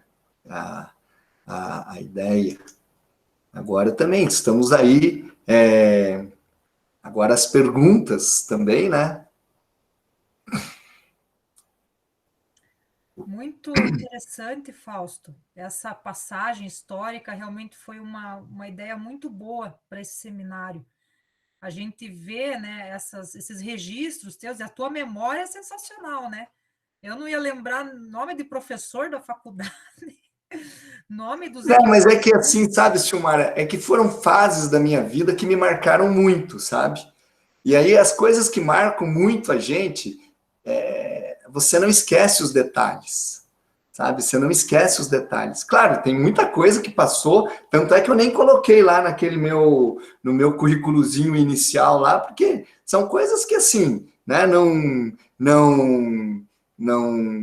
foi uma coisa que tão marcante, mas o que eu relatei agora com vocês ali é assim, todas as coisas que hoje me fazem pensar muito diferente de como eu pensava na época em que eu comecei a dar aula, sabe?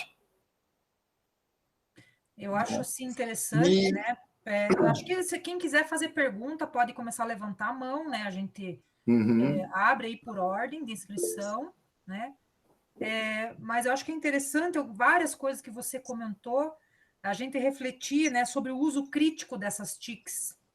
Porque esse exemplo que você deu, né, do terceiro milênio, que você levou os alunos no laboratório e não deu certo, é um exemplo assim muito interessante para a gente discutir quando a gente pensa que tem uma ferramenta e essa ferramenta é a solução do problema da educação, e não é assim, né? Perfeito, né? A ferramenta, ela não é a solução, né?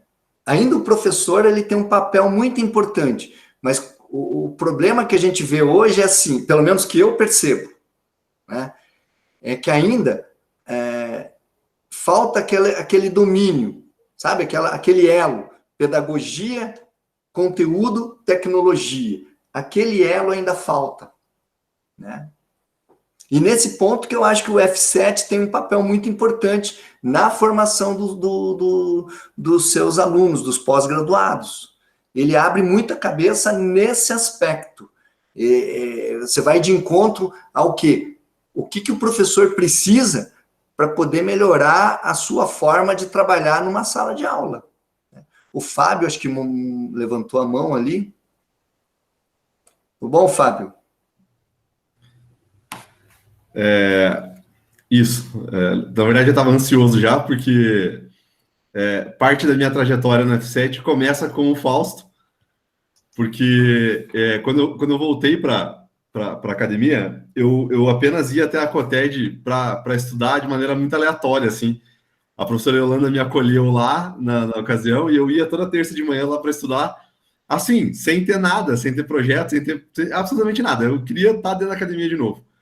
E o Cefet é um lugar muito especial, porque eu fiz o ensino médio lá, então, né, para mim aquilo tudo tinha um...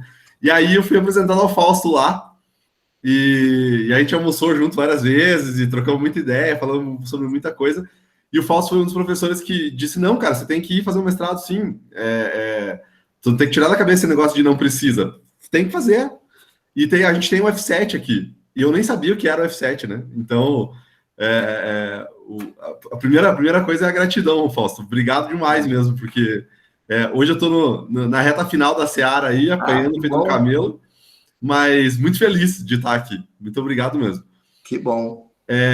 O ponto que eu queria destacar da sua fala, Fausto, eu já sabia de algumas histórias, porque a gente já tinha almoçado junto algumas vezes, então já sabia de algumas coisinhas, né? Não de tudo, e como a professora Silmara colocou, Deus me abençoe, 50% dessa memória aí até eu chegar nos próximos 20 anos, que está ótimo para mim já.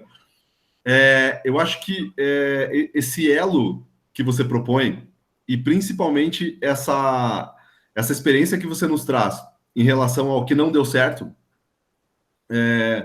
eu acho que talvez seja o ponto alto, não sei se era a sua intenção, mas esse para mim é o ponto alto da palestra, porque acima de tudo não deu certo, né? Mas você continuou fazendo por outras vias, por outros meios, ajustando e tudo mais. O que eu sinto muito hoje na minha prática, dentro da escola e nas formações de professores, é que o professor tendencialmente passa a crer que quando não dá certo, então é porque não dá certo e aí não usa mais.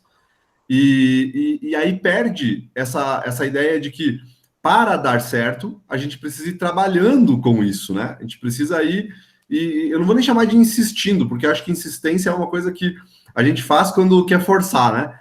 Eu acho que não é nem uma questão da insistência, é uma questão da adaptabilidade daquele meio para algum contexto que eu queira utilizar. Nem sempre esse contexto vai acatar aquilo, e aí eu preciso de outra estratégia, mas isso garante, essa forma de pensar garante essa tríade aí que você colocou tão magistralmente para a gente, né?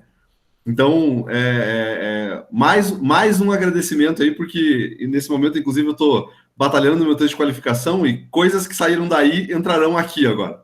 Ah, que bom, que bom. Obrigado, Fausto. Se puder ajudar mais até, sabe que eu estou aí disponível, né, Fábio? Opa, tamo junto. Qual que é a tua área, Fábio? Você dá aula de... Eu dou aula de robótica educacional. Ah, legal. Eu acho que eu lembro de você do Cefet. Será que a gente estudou no mesmo período de ensino médio? Eu também morava em Pinhais. Ah, sim. Então, possivelmente, prof. Possivelmente. Legal. É bom te ver aqui. Já é. Então, acho que é bem interessante mesmo isso que o Fábio apontou, né? O ponto central aí dessa discussão, e você viveu justamente, né, Fausto, a evolução das TICs. O que a gente nem chamava de TIC, porque naquela época era informática, né? Qualquer coisa era processamento de dados, né? Os cursos relacionados Chamava de informática. Isso, daí os cursos tinham esse nome também. Era uma coisa tão incipiente que a gente não fazia a mínima ideia. Mas, ao mesmo tempo, isso chegou com uma... pelo menos eu percebo, né? Isso chegou com uma força lá nos colégios particulares, que tinham condições, né? E o próprio Cefet, porque nessa época o Cefet já tinha computador, né? E era um desses aí, até me lembrei dele lá, né? A gente tendo aula de informática.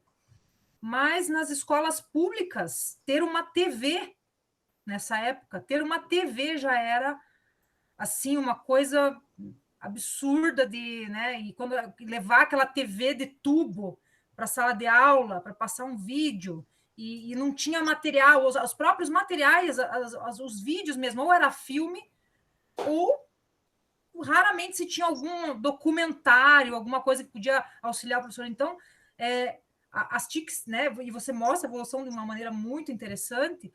E, assim, após os anos 2000, aí no início dos anos 2000, a gente ainda percebe como isso estava incipiente demais na escola pública. Eu trabalhei como PSS, depois como QPM, né, entre 2005 e, enfim, e daí veio aquelas televisões laranja, né, na sede, aquela coisa que daí a gente ganhou um pendrive do governo, e isso foi uma coisa, assim, que na época também foi sensacional.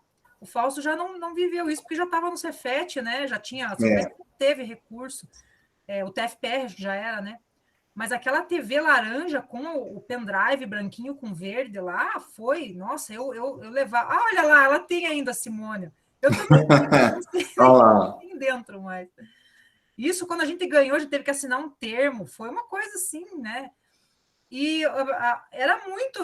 Assim, o que a gente fazia era tentar... Aí o que aconteceu, né? Tinha que, para gravar, para passar naquelas TVs, não era qualquer vídeo que passava. Tinha que transformar em AVI, e daí a gente não tinha a gente era meio analfabeto tecnológico, né? Como que faz isso? Nossa, tem muita coisa assim, né? AVI. E eu lembro que daí você salvava em, sei lá, MP4, não funcionava de jeito nenhum. Não, o problema do AVI é que não cabia. Que o vídeo ficava tão extenso, que não cabia, né? Tanto é que eu sempre digo assim que eu sou fã do Steve Jobs. Pô, eu acho que o cara era assim visionário, mas eu sou fã também daquele cara, agora me faltou o nome aqui, do cara que montou a Napster, que foi o primeiro compactador de MP3 de música. Lembra que você tinha os CDs que cabiam no máximo 4 músicas. Quando o cara montou o compactador, cabiam 40 músicas num CD. Eu acho que ali foi uma outra revolução de mercado. O Sean Parker, exatamente, Fábio, o Sean Parker. Mas não era o Sean Parker, era o colega dele, porque o Sean Parker fazia parte comercial do negócio. Era o outro cara ali que eu não lembro o nome dele. Mas então, isso, Gustavo, o Shaw Fanning, né? O Shaw Fanning. Então, e quando eles criaram, eles deram um outro rumo. Hoje o que a gente tem aí, por exemplo, com essas plataformas de música, que hoje ninguém mais compra disco. É raro o cara que vai lá, vou comprar um CD, vou comprar um disco vinil. Não existe mais isso, né?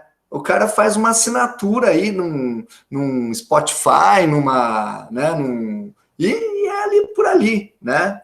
Exatamente, só colecionador, Fábio, que compra, que tem essas coisas aí, né? Então, mas hoje tudo isso é possível, por quê? Porque alguém inventou, porque os caras inventaram esses compactadores, né? E para nós, professores, também.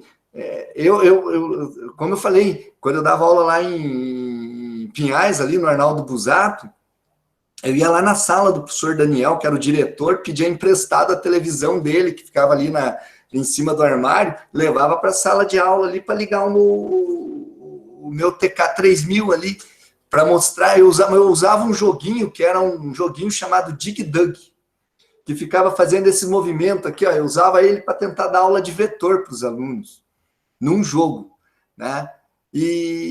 Mas eu sempre ficava sonhando naquela época que um dia ia existir um computador muito melhor, que eu pudesse mostrar as flechinhas e tudo mais. Então, essa ideia assim, de querer criar, né? Porque eu sempre tive na minha cabeça o seguinte: uma imagem vale muito mais do que 1000 palavras. Como professor de física, a gente sempre ficava dizendo para os alunos, imaginem, imaginem. Só que aí eu ficava olhando para os meus alunos, eles não imaginavam nada.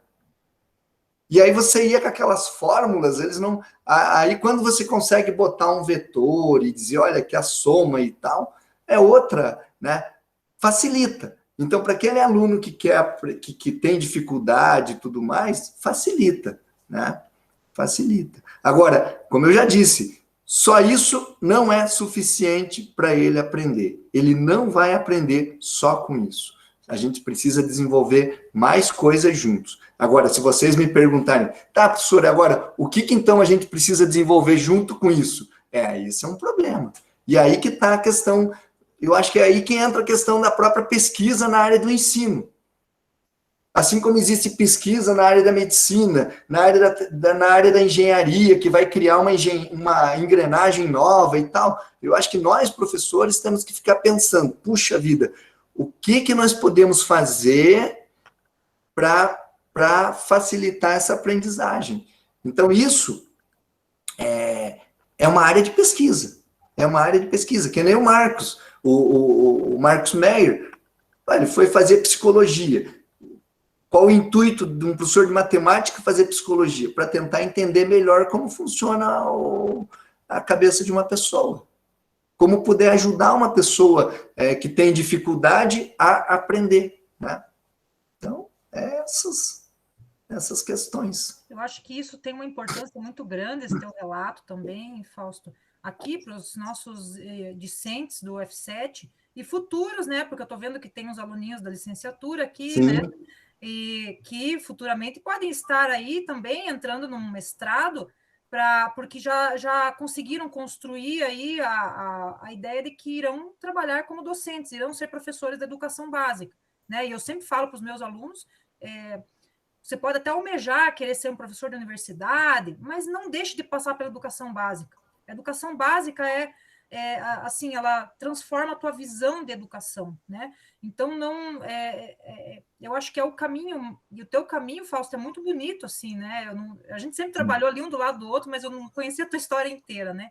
Então, eu acho que é esse caminho que te fez chegar nessa concepção que você tem hoje de educação, né? E é muito legal você ter passado pelo F7 e ter reconhecido a importância desse despertar que o F7 te deu como professor pesquisador, né? Porque os professores, eles têm essa carreira, ela é tão difícil, né? As pessoas diminuem, fazem, né? Acham que é fácil, que qualquer um vira professor, mas só a gente sabe como é difícil, né, ser professor. E muitas vezes o professor acaba ficando tão preso naquela prática dele que ele não consegue pensar que ele também é um ser pensante, ele é um pesquisador, ele é uma pessoa que pode desenvolver e construir com o conteúdo, e não só transmitir conteúdo. Eu acho que aí que fica, né, para todos aqui também essa questão. Vocês estão fazendo um mestrado porque vocês são pesquisadores, né? E eu posso dizer assim, a minha previsão futura, nós como professores não podemos ficar alheios a essa crescente das tecnologias, das TICs. Não podemos achar assim, não, só eu e o meu quadro de giz vai ser suficiente para o resto da vida, porque não vai, né? E todos que pensaram dessa forma, que aquilo que ele fazia, daquele jeito que ele fazia, ele achava que aquilo nunca ia acabar, que ia ser sempre daquele jeito, eu digo assim, que eles caíram do cavalo, né? Alguns exemplos a gente tem aí, a gente já tem aí na própria história, por exemplo, quem é um pouquinho mais antigo lembra daquela empresa chamada Kodak. Lembra dos filmes de fotografia que você tirava com aquelas fotografias? Tinha um filme que daí você tinha que mandar revelar aquele filme. Então, eles achavam assim, não, nunca isso vai acabar. E, ó, ninguém mais hoje sabe. Se você pegar uma criança aí de 15 anos, ele não sabe mais o que é um filme fotográfico, porque é tudo digital, né? O outro exemplo que está bem perto da gente aí agora, que é recente, né, que a Kodak já faz algumas décadas, mas o que está recente, que todo mundo deve ter visto isso, o próprio taxista, que ele dizia, não, eu sou taxista, nunca vai acabar o emprego de taxista. Talvez o emprego de taxista não, mas aquela ideia do monopólio do taxista praticamente acabou quando entrou o Uber. E ele não veio assim de mansinho, ele veio e foi arrastando todo mundo, né?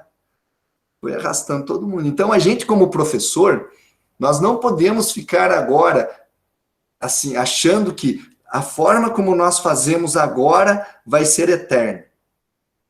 Não é. Né? Existem muitas coisas novas que estão entrando, muitas formas como os alunos também estão pensando, revendo. Então, nós também temos que ir em busca disso. Não podemos ficar ali, não, eu sempre vou fazer desse jeito, porque deu certo até hoje, vai dar certo para sempre. Isso não vai acontecer.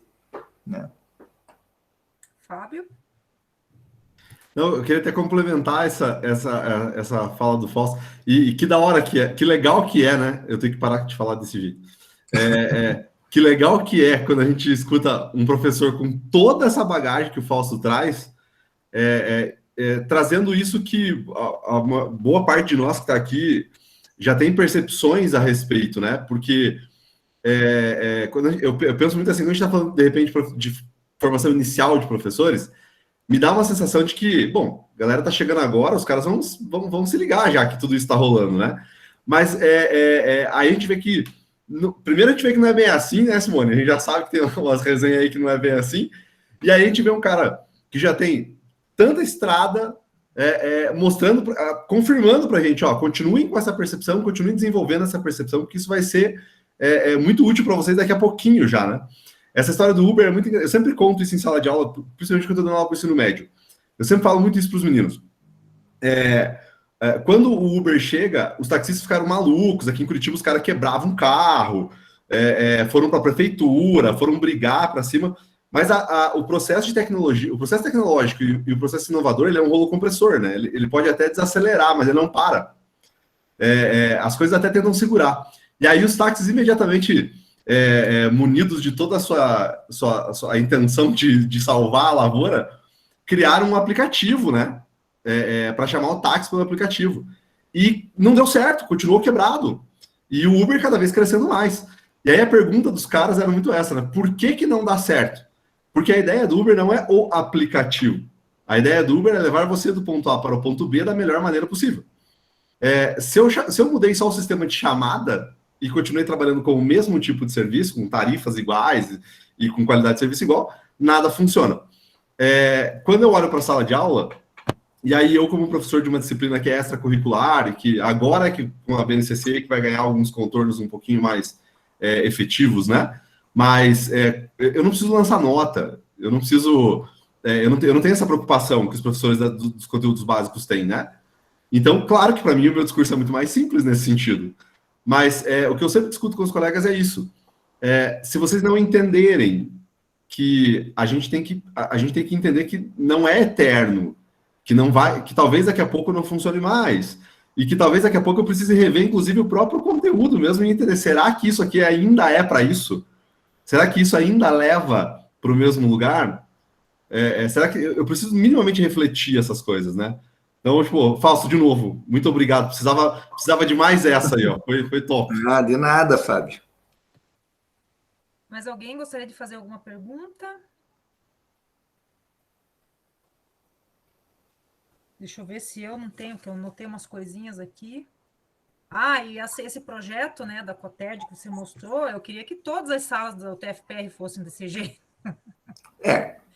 A gente está aí correndo, né? Tentando ver verba e tudo mais para criar isso daí. Criar, testar. Se você também perguntar, e vai funcionar? Bom, vamos ver, né? A gente tem que testar. Mas assim, eu vejo que essa questão é uma tendência, porque a nossa layout de sala de aula é daquele da década do século XV lá, um aluno um atrás do outro, né? Isso. E ali na universidade ainda nós temos aqueles conjuntos que você não consegue virar para fazer um grupo, para discutir alguma coisa. Então, me pareceu que ali fica muito versátil, né? Não, Mesmo ali que não você... for usar, Então, mesmo que não for usar nenhuma tecnologia, só aquela disposição e aquele layout já seria um ganho muito importante, então assim, né? né? Mas esse modelo, isso aí não é recente, isso daí também, da década de 90, o Dom Bosco já tinha essa ideia. Eles montaram uma sala modelo para isso daí, né? Era desse jeito, formava em círculo, formava em quadrados, né? Mas ainda aquela questão, né? Também não deu certo. Por quê? Porque é a questão. Uma coisa é você ter aquela ferramenta daquele jeito, outra coisa é você ter uma metodologia para usar aquilo lá. Isso daí, se você vai pensar nessa concepção, você tem que pensar numa mudança de metodologia. Você não pode pensar numa forma tradicional usando esse modelo. Você não dá. A gente tem que se desconectar um pouco dessa ideia do tradicional e pensar numa forma. E agora essa forma que é o problema, né? Agora aí a gente tem que pesquisar, tem que, né, fazer os ensaios. É uma busca eterna, né? Uma busca eterna. E todos aqui, nós todos estamos nessa busca. Sim. E quando a gente consegue compartilhar aí as experiências, né? Acho que fica mais legal essa busca, assim, a gente tem mais elementos para avançar. Bom, gente, acho que então é isso. Se ninguém tem nenhuma pergunta mais, podemos encerrar. Espero que todos tenham assinado a lista de presença, tá? A participação, né? Sim, palmas, professor, muito obrigado, né, Fausto? Nada. Agradeço novamente pela tua participação, foi muito bacana.